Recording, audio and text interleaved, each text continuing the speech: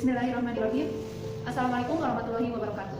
Dalam kesempatan ini, Ibu akan menjelaskan materi pembelajaran hari ini, yaitu tentang pelaksanaan khutbah, tabligh, dan dakwah. Peta konsepnya, saling menasehati dalam Islam. Saling menasehati dalam Islam, yaitu bisa dilakukan dengan cara kita berkhutbah, dengan tabligh, dan dengan dakwah. Nah, yang nantinya kalian menelaah dan menganalisis materi tersebut, yaitu khutbah, tabligh, dan dakwah, kemudian sehingga kamu menjadikan terbiasa untuk berdakwah. Baik, yang pertama Ibu akan menjelaskan tentang khutbah. Pengertian khutbah. Jadi menurut bahasa, khutbah itu berasal dari bahasa Arab, yaitu khotbah yahtubu khutbah, yang bermakna memberi nasihat. Sedangkan menurut istilah, khutbah berarti kegiatan ceramah kepada sejumlah orang Islam dengan syarat dan rukun tertentu yang berkaitan langsung dengan keabsahan atau kesunahan ibadah. Misalnya, khutbah Jumat untuk salat Jumat, khutbah nikah untuk kesunahan akad nikah, ataupun sholat yang lainnya seperti sholat Idul Fitri, sholat Idul Adha, itu masuknya ke dalam kategori khutbah. Karena ini termasuk ke dalam kesahan suatu ibadah. Kemudian pentingnya khutbah. Khutbah memiliki kedudukan yang agung di dalam syariat Islam, sehingga sepantasnya seorang khatib itu melaksanakan tugas yang sebaik-baiknya. Misalkan hal-hal yang seharusnya dimiliki oleh seorang khatib. Yang pertama tentunya seorang khatib itu harus memahami akidah yang sahih, ya, benar, sehingga dia tidak sesat atau menyesatkan. Selain itu juga seorang khatib itu harus memahami fikih, ya, sehingga mampu membimbing manusia dengan cahaya syariat menuju jalan yang lurus. Selain itu juga seorang khatib itu harus memperhatikan keadaan masyarakat, kemudian mengingatkan mereka dari penyimpangan yang tentunya mendorong kepada ketaatan. Dan seorang khatib itu sepantasnya juga adalah seorang yang solih, ya, mengamalkan ilmunya, tidak melanggar larangan, sehingga akan memberikan pengaruh kebaikan kepada para pendengarnya. Kemudian ketentuan khutbah. Jadi orang yang menyampaikan khutbah itu disebutnya apa? Disebutnya khatib, ya. Yang pertama, syarat khatib: Islam, baligh, berakal sehat, dan tentunya mengetahui ilmu agama. Kemudian selain syarat khatib, kita juga harus tahu syarat dua khutbah. Khutbah itu dilaksanakan sesudah masuk waktu duhur. Kemudian khatib duduk di antara dua khutbah, dan khutbah diucapkan dengan suara yang keras dan jelas, dan kemudian yaitu tertib. Ketentuan khutbah. Selain itu ada yang namanya rukun khutbah. Nah, ini rukun khutbah ini adalah yang bisa sebuah ibadah itu sah atau tidak sah. Nah, kalau salah satunya tidak dikerjakan, maka suatu ibadah itu tidak akan sah kalau tidak mengikuti rukun khutbah. Rukun khutbah itu yang pertama membacakan hamdalah, kemudian membaca syahadat, membaca sholawat, kemudian berwasiat taqwa, membaca ayat Al-Quran pada salah satu khutbah, berdoa pada khutbah kedua, dan selanjutnya adalah sunnah khutbah. Sunnah khutbah itu khatib berdiri ketika khutbah, mengawali khutbah dengan memberi salam, kemudian khutbah itu hendaknya jelas, mudah dipahami, tidak terlalu panjang, kemudian khatib menghadap jamaah ketika khutbah, menertibkan rukun khutbah, membaca surat Al-Ikhlas ketika duduk di antara khutbah. Kemudian ketentuan khutbah yang lainnya ini pada prinsipnya tentunya ketentuan atau tata cara khutbah baik salat Jumat, Idul Fitri, Idul Adha, dan salat kusuf itu sama. Yang membedakan adalah terletak pada waktu pelaksanaannya. Kemudian selanjutnya saling menasihati dalam Islam itu selain khutbah ada yang disebut dengan tabligh.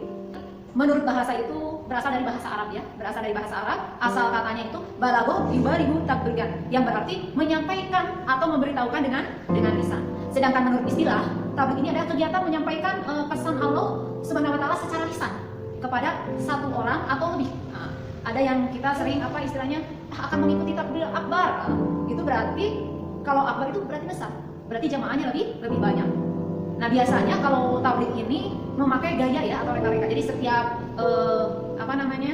setiap yang menyampaikan tabligh ini adalah orang-orang yang memiliki ciri khas supaya dapat nantinya mempengaruhi jamaah. Jadi ketika diberi tabligh atau disampaikan pesan, jamaah itu bisa mengikuti, mendengarkan, menyimak, mengikuti, dan akhirnya nanti diamalkan. Pentingnya tabligh.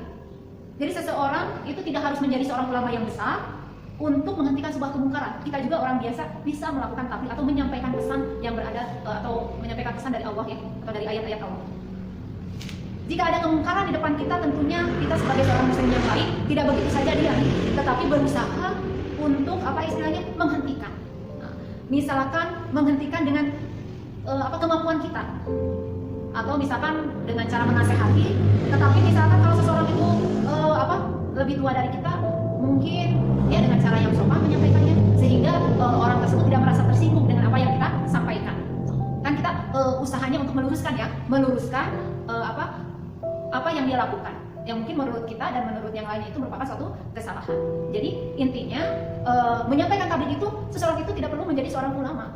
Tetapi jika memang itu sebuah kemungkaran, maka sebagai muslim yang baik tentunya langsung menghentikannya, baik dengan kemampuannya. Misalkan tidak mampu, ya kita misalkan ini kalau dengan tangan kita tidak mampu, dengan lisan kita tidak mampu, mungkin yang paling terakhir yaitu dengan berdoa atau mendoakan orang tersebut agar tidak melakukan yang namanya kesalahan. Ya, ada hadis riwayat tentang tablik, ya, kalian bisa melihatnya. Di sini dikatakan yang artinya dari Abi Sa'id Al-Khudri radhiyallahu anhu berkata, saya mendengar Rasulullah bersabda, barang siapa yang melihat kemungkaran maka ubahlah dengan tangannya, tapi apabila tidak mampu makalah ubah dengan lisannya. Apabila tidak mampu maka dengan hatinya. Jadi tidak mengikuti kemungkaran tersebut, dan itulah selemah-lemahnya iman. Tetapi intinya kita sudah berusaha dalam artian mencegah kemungkaran tersebut, ya. Adalah ketentuan tablik. Nah, tadi dikatakan bahwa tablik itu artinya menyampaikan, tentunya menyampaikan kebaikan. Orang yang menyampaikan itu disebut dengan mubalik. Nah, kalau bagi laki-laki disebutnya mubalik, ya. Kalau perempuan disebutnya mubalik. Ketentuan yang harus diperhatikan dalam melakukan tablik itu, yang pertamanya seorang mubalik itu harus tahu syarat seorang mubalik itu seperti apa. Nah, itu hampir sama dengan syarat khatib. Tentunya yang pertama itu Islam. Kemudian selain Islam itu balik, berakal, kemudian memahami ajaran Islam. Kemudian etika dalam menyampaikan tablik. Etika dalam menyampaikan tablik itu yang pertama bersikap lemah lembut, tidak kasar dan tidak merusak. Kemudian tentunya menggunakan bahasa yang mudah dimengerti, mengutamakan musyawarah dan berdiskusi untuk memperoleh kesepakatan bersama. Selanjutnya, materi dakwah yang disampaikan harus mempunyai dasar hukum yang kuat dan jelas sumbernya. Kemudian menyampaikan dengan ikhlas dan sabar sesuai dengan kondisi psikologis dan sosiologis para pendengarnya atau penerimanya. Tidak menghasut orang lain untuk bermusuhan, kemudian merusak, berselisih, dan mencari-cari kesalahan orang lain. Dakwah, pengertian dakwah itu berasal dari bahasa Arab yang asalnya dari kata da'a yad'u da'watan, yang berarti memanggil, menyeru, mengajak pada sesuatu hal. Sedangkan pengertian dakwah sendiri menurut istilah, dakwah adalah kegiatan mengajak orang lain, seseorang atau lebih ke jalan Allah, baik secara lisan ataupun perbuatan. Nah, di sini dikenal adanya dakwah bilisan. Berarti dakwah bilisan itu adalah dakwah yang dilakukan secara lisan. Sedangkan dakwah bilhal adalah dakwah yang dilakukan secara perbuatan. Misalnya kalau dakwah bilisan apa? Ceramah, ya. Nah, berarti ceramah khutbah itu termasuk dakwah bilisan yang disampaikan secara lisan. Sedangkan kalau misalkan dakwah bilhal apa? Kalau dakwah bilhal tentunya dakwah dengan perbuatan. Berarti kalau dengan perbuatan contohnya misalkan aksi sosial yang nyata. Contohnya apa? Misalkan santunan anak yatim, sumbangan, kemudian sumbangan pembangunan masjid dan lain-lain. Nah, itu juga disebut dengan dakwah. Tapi dakwahnya tidak dilakukan dengan lisan, cuma dengan perbuatan. Jadi dakwah ini bisa dilakukan dengan lisan, bisa dilakukan dengan perbuatan. Selanjutnya, apa sih pentingnya dakwah? Sangat penting, ya. Karena salah satu kewajiban umat Islam itu adalah berdakwah. Sebagian ulama ada yang menyebut berdakwah itu hukumnya fardu kifayah atau kewajiban secara kolektif. Tapi ada juga yang menyatakan bahwa hukum dari dakwah itu adalah fardu ain. Tapi Rasulullah SAW selalu mengajarkan agar seorang muslim itu selalu menyeru pada jalan kebaikan, dengan tentunya dengan cara-cara yang baik. Kemudian, jadi setiap dakwah itu hendaknya bertujuan untuk mewujudkan kebahagiaan dan kesejahteraan, tentunya kebahagiaan hidup di dunia dan kebahagiaan hidup di akhirat. Setelah itu dengan berdakwah tentunya kita akan mendapatkan ridho dari Allah Subhanahu wa taala, dan Nabi Muhammad SAW itu pernah mencontohkan dakwah kepada umatnya itu melalui lisan, tulisan dan perbuatan. Jadi sebetulnya dakwah ini berbeda, ya, dengan khutbah dan tablik. Jadi kalau khutbah itu ini sebuah penyampaian atau mengajak kepada kebaikan, tetapi ini hubungannya dengan sah atau tidak sahnya suatu ibadah. Kalau khutbah itu, jadi misalkan tidak ada salah satu rangkaian ibadahnya tidak ada, maka suatu ibadah itu tidak sah. Beda lagi dengan tablik dan dakwah. Tablik menyampaikan pesan, ini menyampaikan pesannya itu boleh kepada satu orang ataupun lebih. Tadi itu jelaskan tentang takbir akbar. Berarti takbir akbar ini menyampaikan sebuah pesan atau menyuruh, mengajak kepada kebaikan, tetapi dalam jumlah yang banyak. Tentunya biasanya kalau tablik itu seorang mubalik memiliki retorika, dapat menerimanya dengan baik, kemudian tentunya mengaplikasikannya dalam kehidupan sehari-hari. Nah ini untuk dakwah ini sifatnya lebih leluasa, ya, karena ada seseorang itu yang bisa menyampaikan dakwahnya itu dengan lisan, tetapi ada juga yang dia ingin mencegah sebuah kemungkaran, tapi dia tidak bisa dengan lisannya, maka bisa dengan perbuatan. Ataupun jika dengan lisan tidak bisa, dengan perbuatan tidak bisa, ini dakwah ini bisa dilakukan dengan tulisan. Jadi lebih apa istilahnya, kalau dakwah ini lebih umum ya, jadi semua orang bisa melakukannya. Jadi di dalam Islam itu tidak sebetulnya kalau kita niatnya ingin beribadah, ingin melakukan ibadah, setiap ibadah yang kita lakukan mudah. Tetapi yang merasa sulit itu ya kitanya aja sih sebetulnya. Kalau Islam itu sudah mengajarkan kepada umatnya itu melakukan kebaikan itu dengan mudah. Cuman jadi sulit itu karena kitanya yang menyulitkan, ya bukan ajarannya. Tentunya dakwah juga harus ada syarat-syarat seorang yang memberikan dakwah itu harus seperti apa. Nah di sini ada di dalam Quran surat Al-Imran. Di sini walatakum minkum ummatu yad'una ila khair. Di sini dan di antara kamu ada segolongan orang yang menyuruh kepada kebajikan atau menyuruh berbuat yang makruf dan tentunya mencegah dari yang mungkar, dan mereka itulah orang-orang yang beruntung. Di sini jika ada di antara kita termasuk orang yang apa istilahnya mampu menyampaikan apa yang kita ketahui, kebaikan sedikit pun ada di dalam sebuah hadis ya, sampaikanlah walaupun satu ayat. Jika kita memahami satu ayat, kemudian setelah mempelajari kan biasanya memahami. Nah setelah memahami kita mengamalkan. Dengan salah satu caranya yaitu misalkan berdakwah. Jadi menyampaikan kebaikan walaupun hanya satu ayat. Ketentuan dakwah. Dakwah tadi sudah kita tahu ya, arti dakwah itu adalah mengajak orang melaksanakan atau melakukan kebaikan. Dan orang yang melaksanakan dakwah itu disebutnya dai. Kalau perempuannya apa? Dai'ah ya. Ada dua cara yang tadi disebutkan bahwa berdakwah itu ada bisa dengan dakwah lisan atau disebutnya apa? Dakwah bil lisan, dan ada dakwah dengan perbuatan atau disebut dengan dakwah bilham. Syarat seorang dai itu harus seperti apa? Nah, ini syaratnya itu hampir sama tadi dengan apa? Dengan khutbah, dengan tabligh dan dengan hari ini. Itu misalkan syarat dai ini Islam, sama ya. Islam, balik, kemudian berakal dan tentunya memahami ajaran Islam. Nah, di sini ada etika. Tentunya ada etika ketika kita menyampaikan dakwah. Yang pertama tentunya dakwah itu harus dilaksanakan dengan hikmah, yaitu dengan ucapan yang jelas, tegas, dan sikap yang bijaksana. Kemudian dakwah itu harus dilakukan dengan mau'izatul hasanah, atau apa ya disebutnya mau'izatul hasanah itu adalah nasihat yang baik, yaitu dengan cara persuasif tanpa kekerasan, mengajak tanpa kekerasan, dan edukatif tentunya memberikan pengajaran. Dakwah dilaksanakan dengan memberikan contoh yang baik, yaitu dengan suatu hasanah. Kita misalkan tidak dengan lisan, hanya dengan perbuatan kita, walaupun secara tidak langsung kita tidak berdakwah. Tetapi jika sikap kita itu akhirnya membuat orang menjadi lebih baik, berarti secara tidak langsung kita sudah berdakwah. Berarti memberikan contoh yang baik kepada orang lain. Walaupun misalkan kita tidak berbicara harus seperti ini, harus seperti itu. Tetapi dengan sikap kita tanpa kita melakukan apa-apa, tapi kita hanya berniat melakukan hal yang baik, menjadikan contoh orang lain sehingga orang lainnya mengikuti. Nah itu bagus ya. Jadi uswatun hasanah, memberikan contoh atau tauladan yang baik kepada orang lain. Nah selain itu juga dakwah dilakukan dengan cara mujadalah, yaitu artinya diskusi atau tukar pikiran yang berjalan tentunya harus secara dinamis dan santun serta menghargai pendapat orang lain. Jadi pengunjung itu kan ya, ketika kita berdiskusi tentunya kita harus menghargai pendapat orang lain yang berbeda pendapat dengan kita. Jangan sampai perbedaan itu dijadikan sebuah akhirnya permusuhan, tetapi justru perbedaan itu harus dijadikan hal saling melengkapi kekurangan yang ada pada diri kita. Jadi dakwah dengan dilakukan dengan cara mujadalah itu tentunya diskusi atau tukar pikiran yang tentunya saling menghargai pendapat orang lain.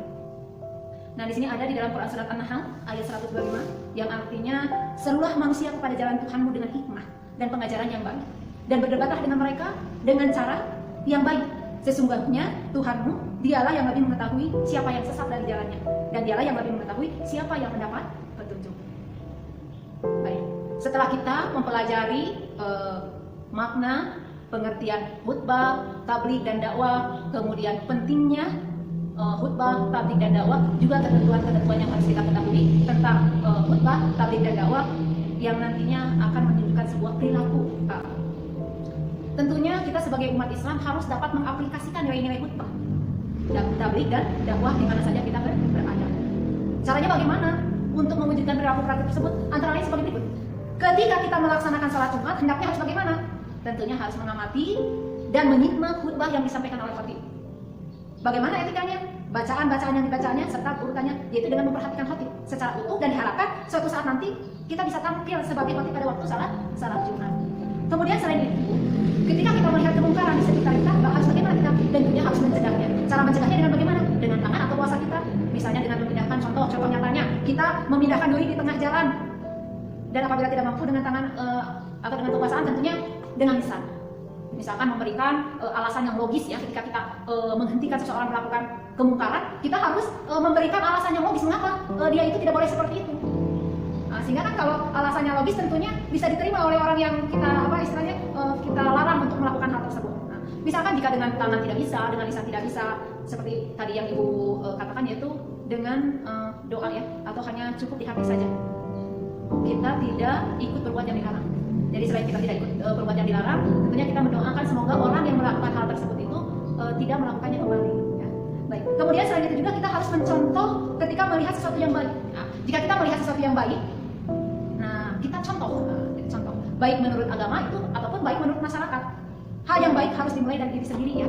Karena jadi seperti ini. Kadang orang ada pepatah di dalam bahasa Indonesia katanya gajah di pelupuk mata tidak kelihatan, tapi semut di seberang lautan itu terlihat.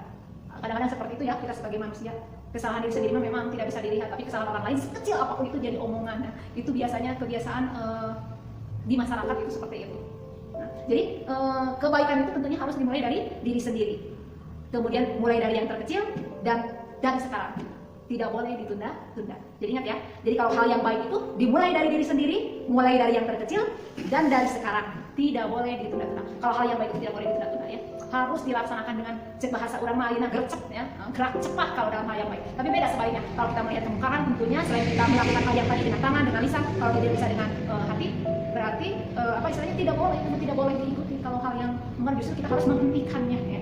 Baik, kemudian selanjutnya itu melibatkan diri secara aktif pada kegiatan-kegiatan keagamaan. Misalkan kalau di lingkungan kita ada peringatan hari besar, Maulid Nabi, Isra Miraj, Idul Fitri dan lain-lain, baik di lingkungan sekolah maupun di lingkungan masyarakat, tentunya kita turut aktif dalam kegiatan-kegiatan keagamaan tersebut ya. Kemudian selanjutnya, selain itu juga mungkin kita sebagai muslim yang baik harus memperkarsai justru kegiatan-kegiatan dakwah Islam di sekolah. Misalkan di sekolah ya, contohnya kalau ada ini ikutlah organisasi-organisasi kerohanian ya. Kemudian kalau di masyarakat itu remaja masjid atau misalkan mengikuti Karang Taruna, tentunya Karang Taruna itu yang program-programnya yang baik ya. Kalau misalkan di sebuah Karang Taruna program-programnya tidak baik ya, kita harus maju ke depan bahwa hal tersebut tidak baik dan harus diganti, harus seperti itu. Kemudian kalau kita nanti kuliah misalkan ada organisasi tentang dakwah kampusnya, misalkan kita ikutlah, setidaknya ikut mudah-mudahan kita termasuk nantinya orang yang bisa melakukan khutbah, tabligh dan dakwah. Nah, mungkin itu yang dapat Ibu sampaikan. Ada yang mau ditanyakan? Oh, cukup ya. Baik, kalau cukup, selanjutnya kita akan mendiskusikan materi hari ini dengan cara membagi kelompok. Karena pada dalam kesempatan ini ada 3 penilaian yang akan dilakukan. Yang pertama penilaian sikap, kemudian yang kedua penilaian pengetahuan, dan yang ketiga penilaian keterampilan. Ini penilaian keterampilan itu yaitu dengan cara diskusi dan nanti presentasi. Nanti untuk minggu selanjutnya kita akan latihan berdakwah. Ya baik, hari ini kita membagi kelompok saja ya. Dan Ibu ucapkan terima kasih. Semoga materi tentang pelaksanaan khutbah, tabligh dan dakwah ini tentunya bermanfaat ya. Bermanfaat dan nantinya dapat diaplikasikan dalam kehidupan sehari-hari. Terima kasih.